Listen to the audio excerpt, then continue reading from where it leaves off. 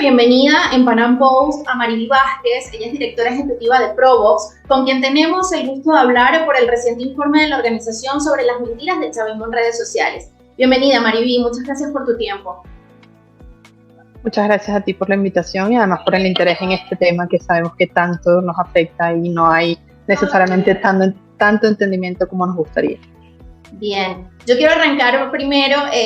hablando de el contexto venezolano, ¿no? Estamos justamente en época de elecciones, falta un mes, unos pocos días para las votaciones presidenciales, ¿sí? Y de la mano con los mítines políticos en las calles también convive el performance del chavismo y oposición en redes sociales. Y justamente Maduro, el dictador Nicolás Maduro, dijo que las redes sociales lo están censurando. De manera muy breve, quisiéramos saber cómo Provox identificó la mentira o identificó mentiras en esta afirmación que hizo Nicolás Maduro.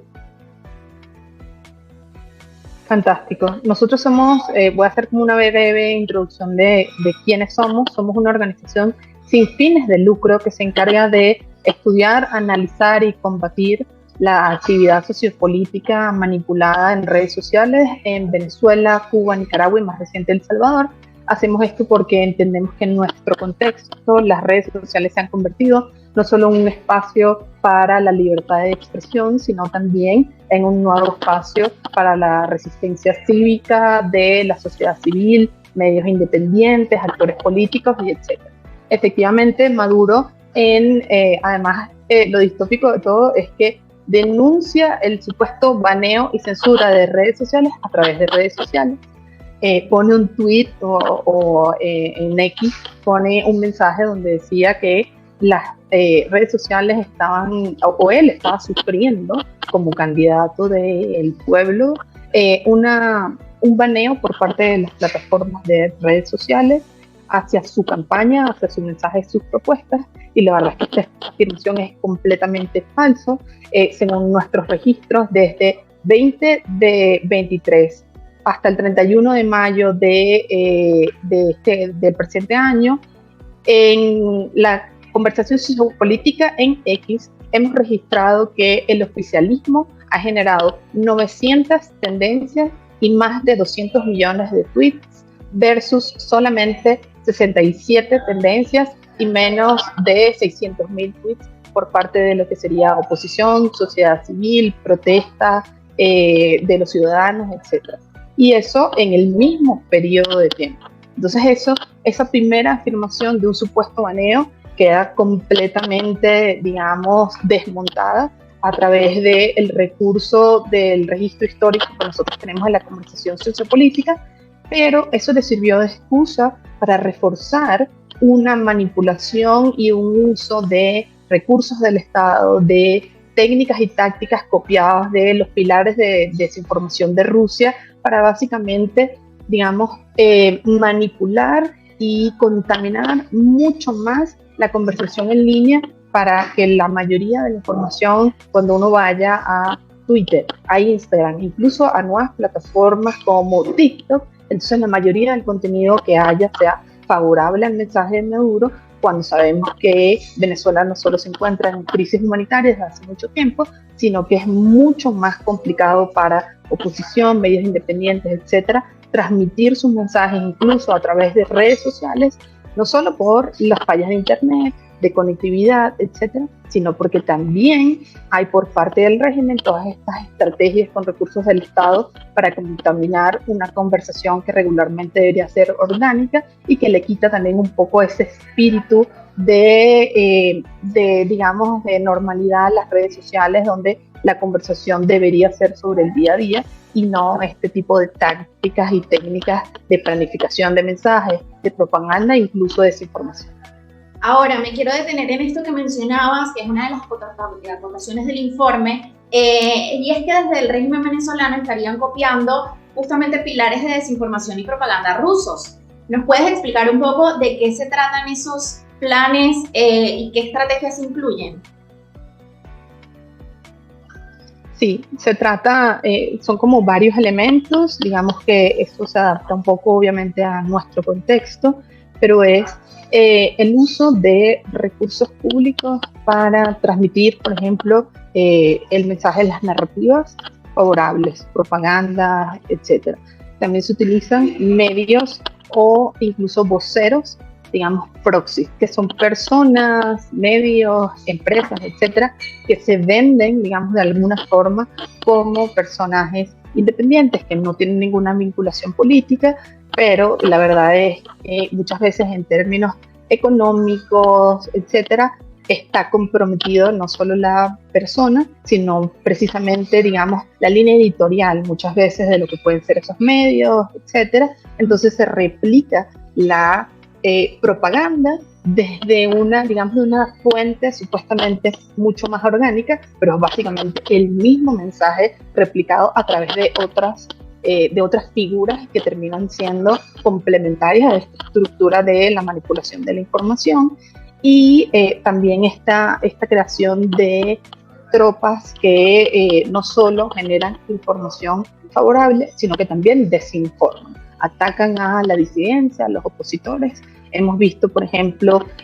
cómo desde el Mazo Dando se ha descalificado, se ha difamado constantemente, no solo a las principales figuras de la oposición, como María Corina y también a Edmundo, sino que se ha atacado el proceso de primarias. Se cantó fraude después de las primarias en un proceso electoral donde el oficialismo ni siquiera tuvo participación, entonces estaba reclamando que había un fraude en un proceso electoral cívico que fue interno de la oposición, etc. Entonces digamos que son varios pilares que uno solo, digamos, en sí puede ser quizás inofensivo, por así entenderlo, pero cuando juntas todos esos elementos nos encontramos bajo un ecosistema donde los medios independientes y sociedad civil están muy en la desventaja para el posicionamiento de mensajes en un espacio donde de nuevo convergen hoy las voluntades de toda una disidencia y donde se ha convertido en el único espacio para la libertad de expresión y no completamente libre, porque también sabemos que ha habido muchas expresiones, mucha represión y consecuencias por parte del régimen hacia personas que se expresan en redes sociales, y muchas veces figuras que no son públicas, digamos, sufren las consecuencias de haberse expresado a favor de figuras de la oposición, o a veces incluso haber denunciado crisis de servicios, haber denunciado cualquier información que le sea incómoda al régimen a través de redes sociales puede generar que sufras consecuencias de no solo acoso, intimidación, sino incluso también el encarcelamiento, digamos, de parte del régimen. Sí. Bien, y ahora también quiero resaltar algo que ustedes detectaron desde Provox, en donde para desmentir esta afirmación de Nicolás Maduro, ustedes mencionan cómo figuran al menos 27 anuncios publicitarios en Facebook e Instagram pautados desde noviembre del 2022 hasta junio de este año, ¿no? Y esos anuncios en dichas plataformas, en uno solo, se habrían pagado entre $300 y $399. Para quienes nos ven, yo quiero hacer como un paralelismo de qué significa ese dinero, ¿no? Porque hasta mayo de este año, Transparencia Internacional mencionaba que los trabajadores del Estado estaban cobrando un salario de $4 al mes. Entonces, ¿tienen ustedes algún estimado, viendo esta muestra de solo un anuncio publicitario, más o menos cuánto estaría gastando el gobierno en anuncios en este contexto electoral? ¿Han analizado algo de eso? La verdad es que es muy difícil con la falta de transparencia institucional, de rendición de cuentas, etcétera, que existe dentro del oficialismo. Es muy difícil hacer ese tipo de aproximaciones. De hecho, veíamos algo muy similar en lo que pasó con el referéndum del Esequibo, que es básicamente un proceso de elecciones que se inventaron de la nada, pero vimos el despliegue masivo de anuncios de YouTube, como también utilizaban canciones de pop populares de artistas venezolanos y las versionaban de su versión obviamente propagandística, etcétera. Entonces ese fue, digamos, como el ensayo a lo que nosotros entendemos va a ser el despliegue completo de este uso de recursos del Estado para promover la propaganda. Los anuncios es una cosa, por ejemplo, importante porque por un lado, el Maduro en un live que hizo en TikTok denunciaba que oficialmente no solo no podía pautar publicidad, sino que esto era algo que Jorge Rodríguez había reclamado a la delegación estadounidense o a los representantes de Estados Unidos en los procesos de negociación. O sea, para ellos esto es un punto de honor importante. Pero el punto de honor es completamente falso, porque sí han puesto publicidad. El tema es que lo han hecho a través de la agencia venezolana de noticias, que es básicamente una agencia que se creó desde hace menos de 2 años y se ha convertido en, digamos, esta nueva figura que se intenta vender como un medio independiente, que tiene un montón de recursos, tienen vallas en Caracas, tienen vallas que no tienen RIF, tienen cuentas compradas, tienen un montón de financiamiento, le ponen publicidad en los anuncios de Maduro. Entonces,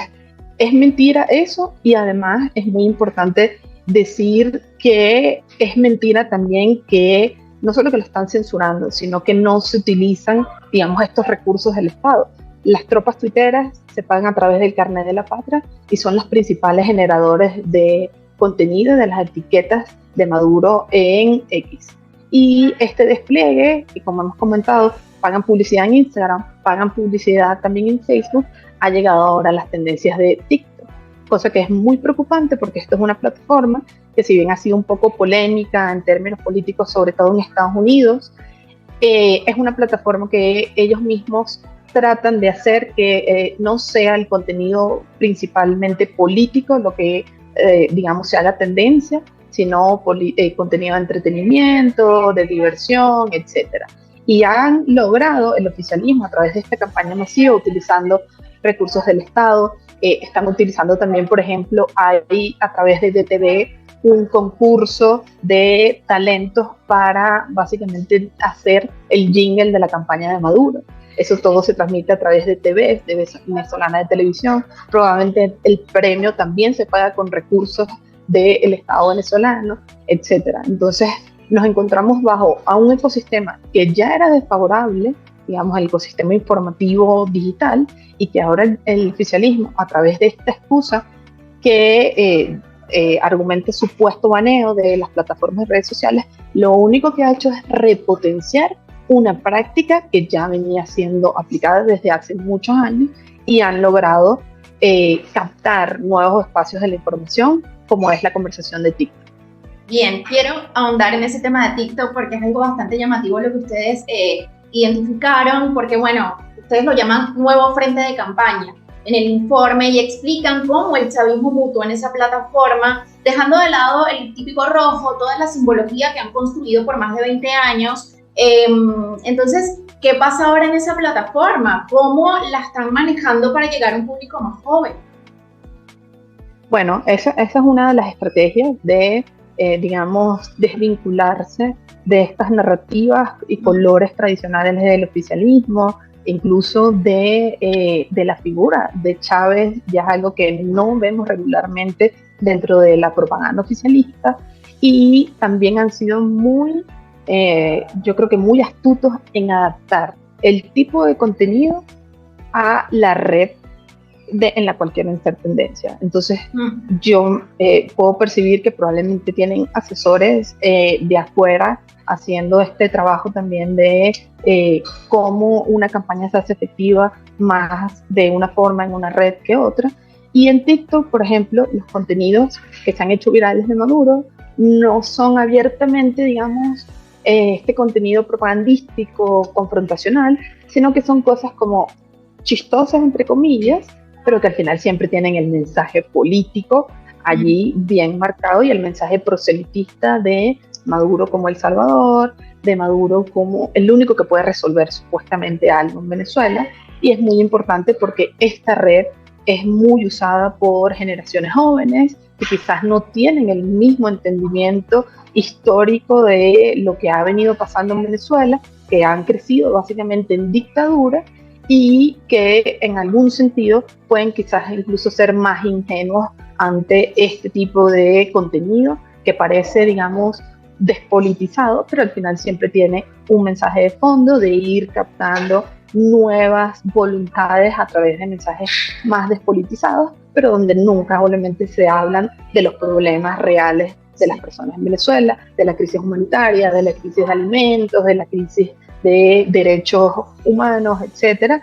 y que evidentemente, digamos, desbalancea también mucho más la fuerza, porque de alguna forma si tú vas al contenido de TikTok y empiezas a ver, como pasa ya en Twitter, esa, digamos, toda esa propaganda masiva hacia el oficialismo, lo que puede generar es que eventualmente la gente se desconecte de la conversación sociopolítica en redes sociales y sean espacios que queden básicamente completamente dominados solo por la narrativa oficialista. Sí, y si se quiere también lo que se está haciendo en TikTok visto de otra manera, si lo comparamos con la realidad, es querer borrar todo lo que realmente está pasando estoy hablando en términos reales, en el escenario real, de esta dolarización de facto, de esta apertura de comercios quizás para estratos más altos, que tratan de borrar esa realidad que está ocurriendo, ¿no? Pero llevado a TikTok, entonces tenemos este nuevo formato de un líder que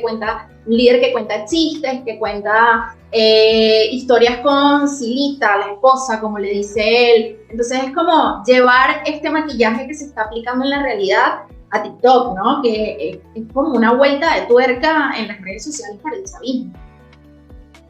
Absolutamente. Y además una de las cosas que generó este despliegue particularmente en TikTok fue que el mes pasado la plataforma anunció que había desmontado más de 500 cuentas que eran, digamos, de contenido coordinado de manera inauténtica para promover contenido favorable al régimen en el marco de la campaña del Esequibo. Entonces, cuando TikTok toma acciones en contra, o cuando cualquier plataforma, porque esto ha pasado anteriormente, es la primera vez que TikTok lo hace hacia el régimen de Venezuela, pero cuando toma acciones en contra de estos comportamientos que están establecidos dentro de la plataforma, dentro de los reglamentos, de las políticas de ellos, que no están permitidos. Entonces, cuando toman acciones en contra de o a favor del reglamento de las mismas plataformas, según el oficialismo, esto es censura. De eso nunca se habla y, digamos, no es algo que se mencione. Por ejemplo, la campaña de TikTok la estaban anunciando incluso a través del noticiero de BTV. Eran los pasos para bloquear o para evadir la censura. Y no era ninguna forma de evadir la censura, era una forma de amplificar el mensaje de Maduro. Era dale like, dale RT, comparte, la típica, digamos, el típico de dale like, comparte y retuitea, que es para amplificar campañas, etcétera, y que acá se utilizó precisamente para contaminar un espacio donde la plataforma está buscando que se mantenga, digamos, el equilibrio de contenido y de fuerza, por así decirlo, en algún momento, pero para esto obviamente es entendido como censura, aunque claramente no es así.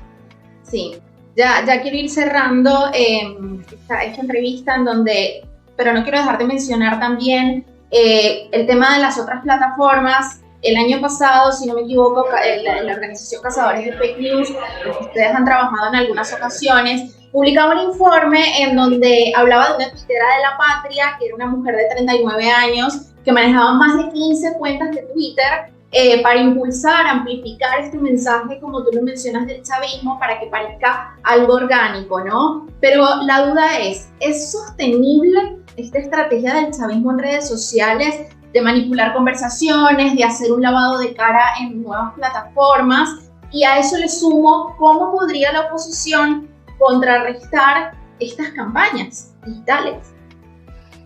Sí, la verdad es que es completamente posible que este tipo de prácticas no solo continúen, sino que, como hemos visto, se incrementen de acuerdo al momento político que esté pasando el país. Entonces, ellos utilizan la necesidad de la gente, utilizan la crisis a su favor, porque la verdad es que las personas que trabajan en los tuiteros de La Patria, primero lo entienden como un trabajo,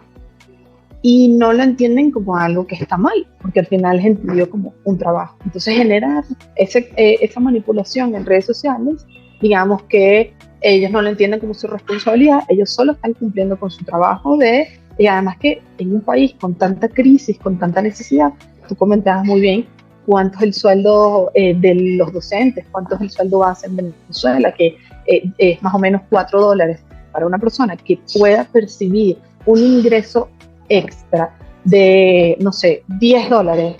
por muy poco que sea, pero es un ingreso extra fácil, por así decirlo, porque puedes estar desde cualquier lugar, desde tu casa o